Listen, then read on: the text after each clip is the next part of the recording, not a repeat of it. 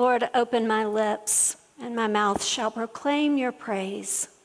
Please be seated.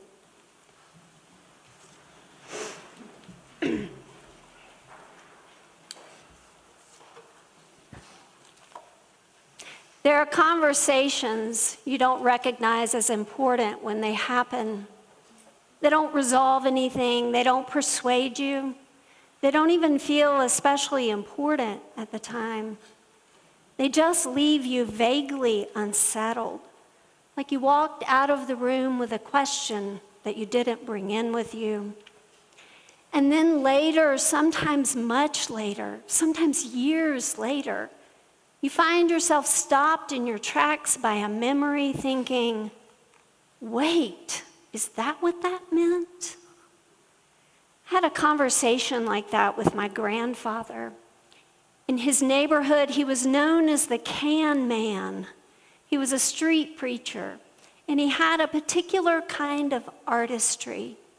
He made miniature thrones out of tin cans, ornate little seats for Jesus, shaped and folded, braided and scrolled by hand, with Bible verses glued to the underside. He would give them away to strangers like tiny, absurd little parables you could hold in the palm of your hand. We argued about theology constantly. He was a literalist, I was not. I was a kid when we began talking about God, and I already knew something of my own inner landscape. And I had claims to make about Jesus because he had already made a claim on me. As I would hear years later from T.S. Eliot, my young heart had already discerned that his meaning was love. At one point in a heated debate with my grandfather about whether Buddhists were going to heaven, yes, that's how we spent our free time, exasperated, I said to him, Jesus has his mind and I have mine. And I meant it. I meant, don't hand me your faith as if it's the only honest way to be a Christian. Don't ask me to surrender my questions in exchange for your certainty. Many years later, when my life had become contoured in shadows and doubt, and my memory of that bold, clear, claimed heart had dented, I went to see my grandfather as he was nearing the end of his life. And he said something to me that made absolutely no sense at the time. He told me I was to be his legacy. That did not land as an honor. It landed as confounding, because there were others in my family who shared his kind of faith, his kind of certainty. Cousins who could have carried his language much more clearly than I ever would. And I was not walking towards Jesus at the time, or the church. I was studying philosophy, I was exploring atheism, I was shedding identities, not receiving them. If you had asked me then what my life would look like now, this seminary would not have made the list. And yet, here I am, Lord. It took years for that sentence to become intelligible. And now I don't think that my grandfather was trying to conscript me into any kind of certain dogma. I think he was recognizing a trajectory. He saw something of a life in me before I had the imagination for it. He named a future I was yet to inhabit. He spoke and prayed into a dark unknowing of my future that would later call to me, that would ask me to shed an old skin and be remembered to my true origin. And that is where I would like for us to meet Nicodemus today, in the trajectory of a life, as an icon of someone addressed by God in a conversation that likely didn't resolve anything in the moment, but over time seeded a newness of life. Nicodemus comes to Jesus by night, and perhaps that is simply the only way he can come. Not because grace is somehow scarce in the daylight, but because the daylight self, respected, educated, credentialed, does not easily permit the vulnerability of real need.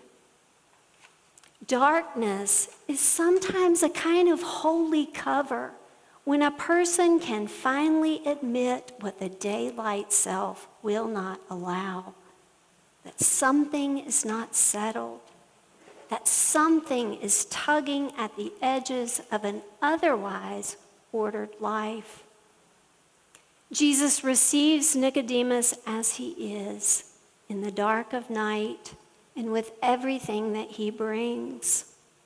And Nicodemus leads the way many of us lead when we are trying to keep ourselves intact. He leads with a we. We know. Not I, not me, not my longing, not my fear, not my confusion. He tries to keep the encounters safely in the realm of shared discourse, shared categories, and polite exchange. Rabbi to rabbi, teacher to teacher.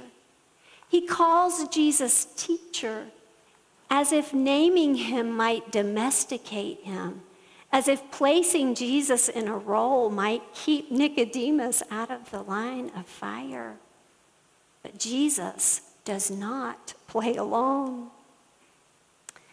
Jesus immediately speaks to Nicodemus about being born from above, born of water and the Spirit, about a new life that cannot be mastered, cannot be managed, cannot be achieved by the kind of knowing that has formed Nicodemus.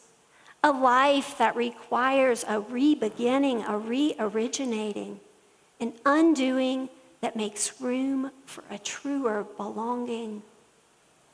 And Nicodemus cannot make sense of it, not because he lacks intelligence, but because he has the particular burden of certainty. He's a Pharisee, trained in the law, in the defensible, and Jesus is not offering him a scroll to unravel. Jesus is speaking about a life that is received, entered, a life that asks you to consent to being remade. The conversation between the two trails off with Jesus speaking of love, God's meaning, salvific love, love lifted up, love given, love that draws. There is no altar call or tidy turn for Nicodemus. No, now I see. No moment where everything clicks into place.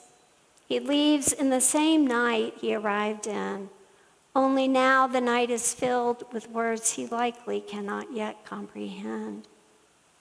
And most of us know that kind of territory. The territory of being addressed by God before we are ready. The territory of hearing language that outruns us. Language that does not flatter our competence or reward our coherence. Won't let us stay safely in the realm of we know. The territory where old strategies begin to fail. Education, reputation, being the one who has it all together. That is the kind of night territory where disorientation is not God's absence, but the pressure of God's nearness. An invitation strong enough to unsettle the self that has relied on control. Lent is a season for that territory, not a season we can master, but a season of being led into a sort of holy undoing, a season in which old identities are invited to loosen, not as a diminishment, but as mercy, so that we might be brought again into the life that is truly life. The collect dares to name God's glory this way, whose glory it is to always have mercy. Sometimes mercy meets us in the only place it can, under holy cover until it can draw us out from under it. And it is there in that kind of emergence that we meet Nicodemus again, not with words this time, but in action. At the end of John's gospel, he comes to the cross. He comes to claim the body of the crucified Jesus. He comes carrying the fruit of a conversation that confounded him in the dark.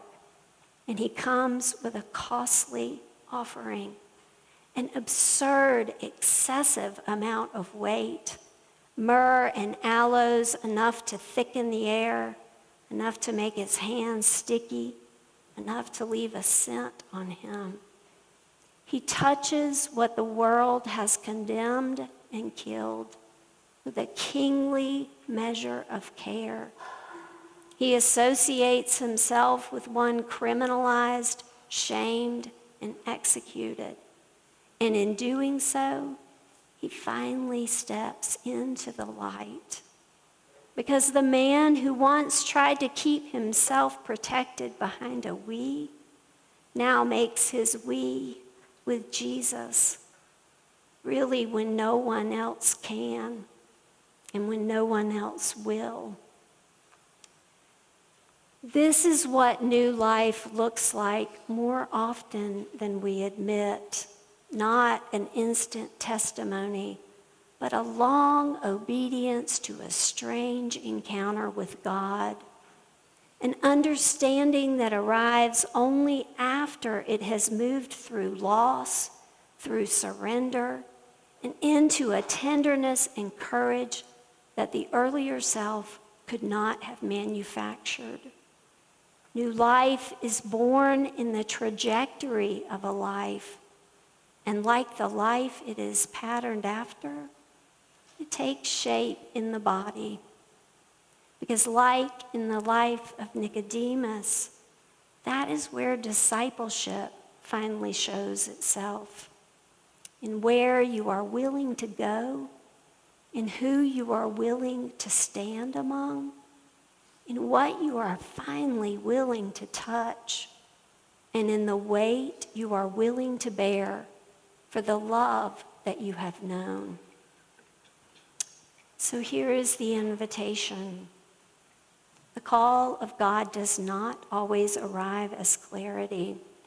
Often it arrives as disorientation, language that outruns us, but then runs ahead and waits expectantly for our arrival. God does not require that we understand it all at once. Being born of water and the Spirit is not a one and done. It is a beginning we spend our lives discovering, inhabiting, and embodying. Amen.